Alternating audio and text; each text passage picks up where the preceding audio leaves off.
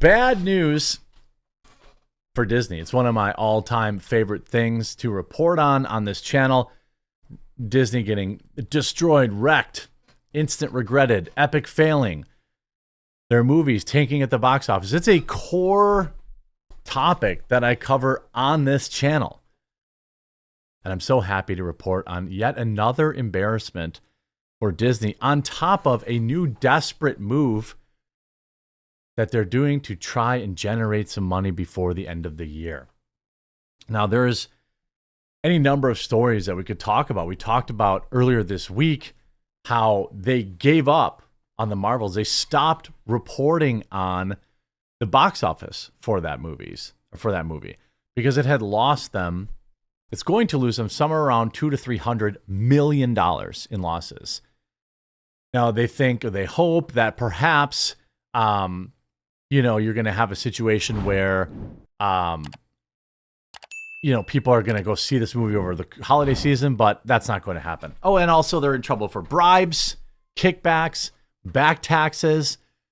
And now the state of Carolina has announced that the entire state is divesting from Disney. If only there were a phrase. It's like I've always say, all you have to do is serve your customers. All you have to do is serve your customers and, not get political and not get weird about stuff. They just literally can't do that. South Carolina state funds will no longer be tied to Disney as Republicans blast the company for pulling ads on Twitter, the platform our annex platform formerly known as Twitter. South Carolina State Treasurer Curtis Loftus announced on Tuesday that the Walt Disney Company is being removed from the Palmetto State's approved investment list. In a letter, he argued that Disney has abandoned its fiduciary duty to investors by boycotting X. Loftus's office portfolio has about $105 million of Disney debt instruments that will mature as scheduled and will not be replaced, according to the treasurer. Loftus says he will focus on the equity portfolio in the coming weeks. Disney has abandoned its fiduciary duty to investors and customers by joining far-left activists in boycotting legal, tax-paying, employment-creating corporations to further Disney's political agenda, he said in a statement on Tuesday. Loftus also bashed the company over CEO Bob Iger's pulling of advertising on X. The platform's owner, Elon Musk, has been embroiled in a firestorm over X and raised eyebrows when he rebuked those pulling ads from it. Don't advertise, Musk said, speaking at the 2023 Dealbook Summit. If someone's going to try and blackmail me with advertising, with money, go F yourself. And by the way, he's 100% right about that. It's not exactly how I would have went about it. I probably would have waited until X was a little bit more ready to generate revenue. But he's still correct in that part of the infringement on our First Amendment rights, part of a lot of what we saw with Twitter 1.0 when it was under Jack Dorsey's care, was that they were listening to advertisers and then using that to censor users. They were happy to have advertisers, people who spent a bunch of money on the platform were sending emails like, ooh, I don't know. This Trump guy, I don't know. What's Twitter going to do? And Twitter was happy to acquiesce to that. Elon is not.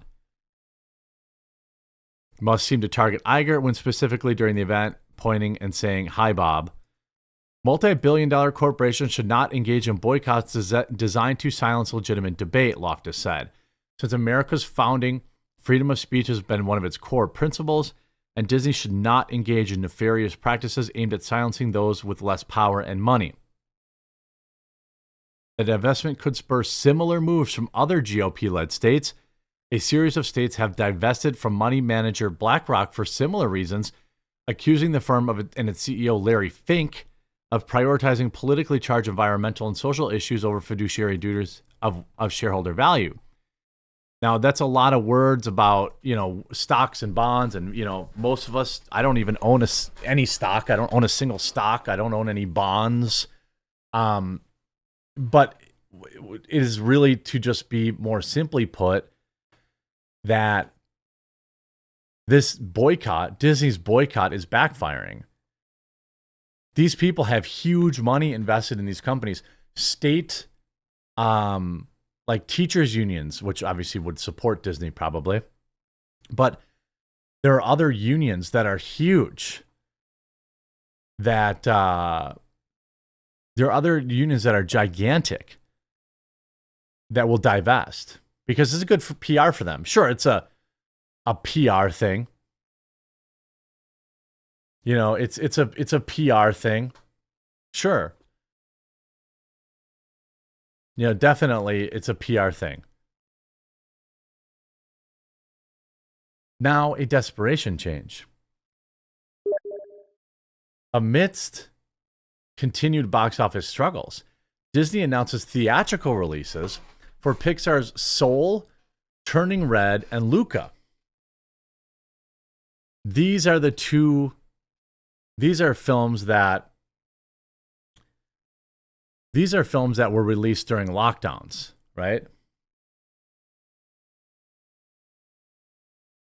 In a truly curious move that strongly reads as a desperate move for a flailing entertainment conglomerate to just generate some sort of box office revenue, Disney has announced that Pixar's previously released trio of Disney Plus exclusive films, Soul, Luca, and Turning Red, will soon be receiving proper theatrical runs. I mean, yeah. I guess you release them on no budget and you hope and you pray that that you can make a few bucks. I'm sure that this is, you know, in part, this is certainly in part with, as announced by the House of the Mouse on December 5th, 3 feature films from Disney and Pixar will hit big screens nationwide for the first time ever in 2024 as a part of a, quote, special engagement theatrical runs, which invite moviegoers to experience 3 Pixar films the way they were meant to be seen ahead of the studio's June 2024 release of Inside Out 2. Now, this, of course, reeks of desperation. Desperation is a stinky cologne. And none more stinky than this after a string of massive losses. You know, it is brutal. Anyway, so in keeping in line with Pixar's previous theatrical releases, all 3 films will debut accompanied by one of the studio's signature short films. For Soul and Turning Red, these films will be Burrow and Kitbull, respectively, both of which had previously been released as part of Pixar's Spark short series, the former at the same time as respective feature films now set to precede in theaters. Given the fact that all 3 films set for, quote, special engagement are not new releases, have not received a tag of cultural significance, and all have been available to stream Disney Plus subscribers for upwards of 2 years, it's unlikely that the House of the Mouse will see any kind of explosive returns that they saw with theatrical re-releases as Top Gun, Star Wars, Return of the Jedi, and James Cameron's first Avatar films.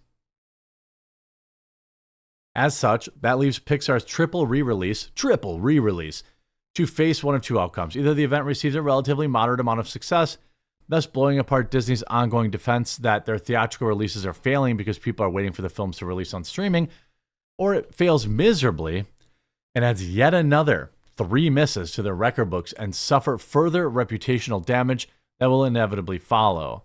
Well, I would say that that's probably the case. You know, that's probably the case. You know, I don't see these turning into success.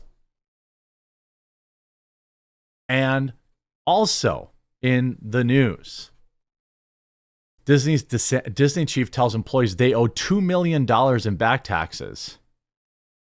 Employees at Governor Ron DeSantis' Disney World Oversight District owe the IRS more than $2 million in back taxes, according to an internal memo. This issue stems from Disney passes employees and retirees received for years as part of their benefits. District Administrator Glenn Gilzine wrote an email. It's come to the attention of the district and administration that previous leadership chose not to inform staff about their IRS obligations to pay legally owed taxes on season pass benefits. This has resulted in our employees owing over $2 million in back taxes. So essentially, they were taking kickbacks, passing them out to everybody, and the IRS wants their cut of that because that's what the IRS does. You know, that's what the IRS does. You see, they want their money no matter what. Yeah, did you make $25 mowing a lawn, kid? The IRS wants their 30%.